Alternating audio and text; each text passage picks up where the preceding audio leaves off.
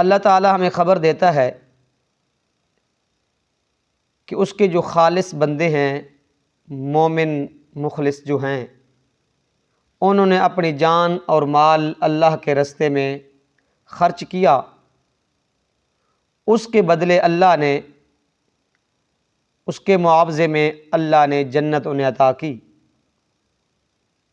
حالانکہ یہ کوئی معاوضہ نہیں ہے، یہ تو اللہ کا فضل اور احسان ہے۔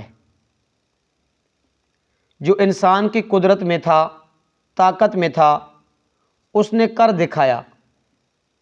اللہ نے اپنے فضل و کرم سے اس جان اور مال کے بدلے، اس کے عوض میں اللہ نے انہیں جنت عطا کی۔ کیونکہ مال بھی رب کا دیا ہوا ہے اور جان بھی رب کی دی ہوئی ہے۔ موت تو آخر آنی ہی آنی ہے، چاہے میدان جنگ میں آ جائے یا میدان بستر پر آ جائے، موت تو ہر حال میں آنی آنی ہے۔ لیکن وہ مال اور جان جو اللہ کے راستے میں خرچ ہو جائے، اس کا کوئی مقابلہ نہیں کر سکتا۔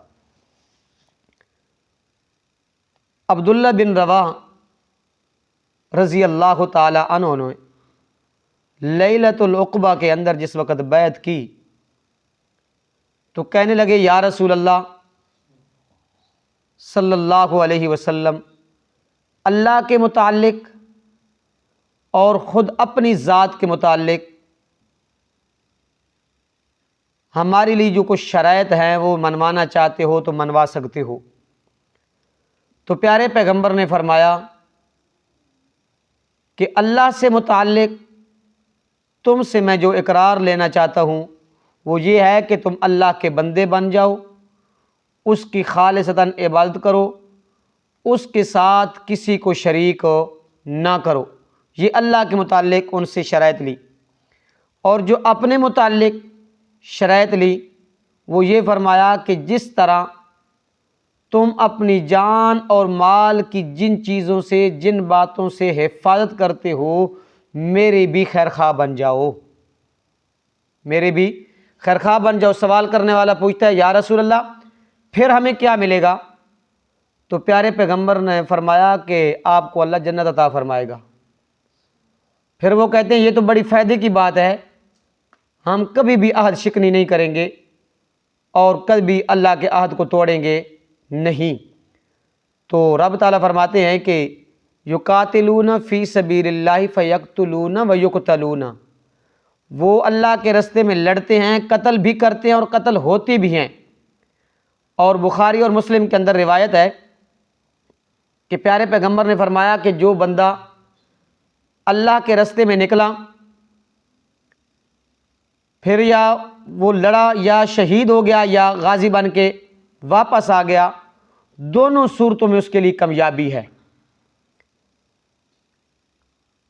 پہلی صورت میں اگر شہید ہو گیا تو اللہ اسے جنت عطا فرمائے گا، اور پھر پیارے پیغمبر نے فرمایا کہ اللہ کے اوپر لازم ہے کہ اسے جنت کے اندر داخل کرے۔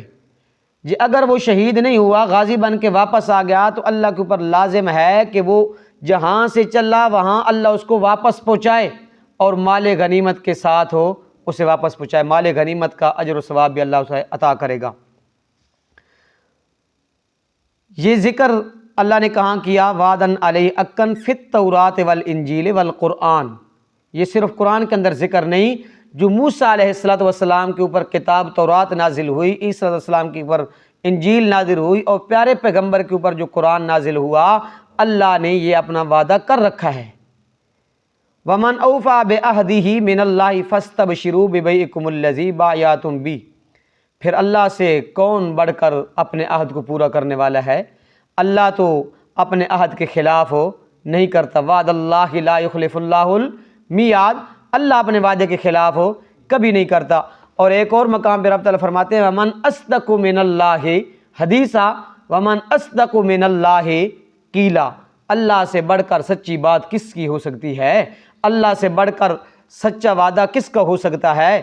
فَاسْتَبْشِرُوا بِبَيْعِكُمُ الَّذِي بَایَعْتُم بِهِ، جنہوں نے اپنی جان مال اللہ کے راستے میں خرچ کر دیا اور اللہ کے ساتھ کیا کر دیا؟ سودا کر لیا، تو वज़ालिका हुवल फ़ौज़ुल अज़ीम, ये बड़े फ़ायदे का सौदा उन्होंने किया और यही कामयाबी है।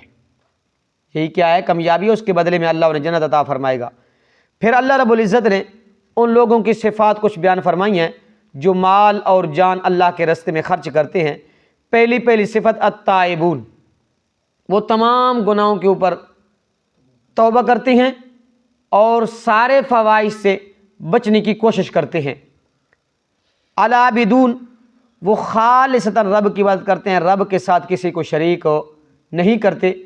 वो अक़वाल के अंदर भी अफ़आल के अंदर भी अल्लाह की फरमाबरदारी और इताअत करते हैं। अक़वाल में से सबसे जो बेहतर इबादत है अल्हामिदून, अल्लाह की हम्द सना है, अल्लाह की हम्द सना है। और फिर अफ़आल और अमाल में से जो सबसे अफजल है वो अस्साइऊन, रोज़ा रखना है। अस्साइऊन, रोज़ा रखना है, क्योंकि रोज़ा आदमी खाना पीना और जिमा से बंदा क्या करता है? परहेज़ करता है। तो ये सारी चीज़ें इंसान को अल्लाह की तरफ राग़िब करती हैं। अर्राकिऊन अस्साजिदून, वो इसके अंदर नमाज का जिक्र है कि वो सिर्फ ये काम नहीं करते, तौबा नहीं करते, अल्लाह की इबादत नहीं करते, हम्द सना सिर्फ नहीं करते, रोज़ा नहीं रखते, बल्कि वो नमाज भी 5 वक्ती पढ़ते हैं और रुकू और सजदा भी रब के सामने करते हैं।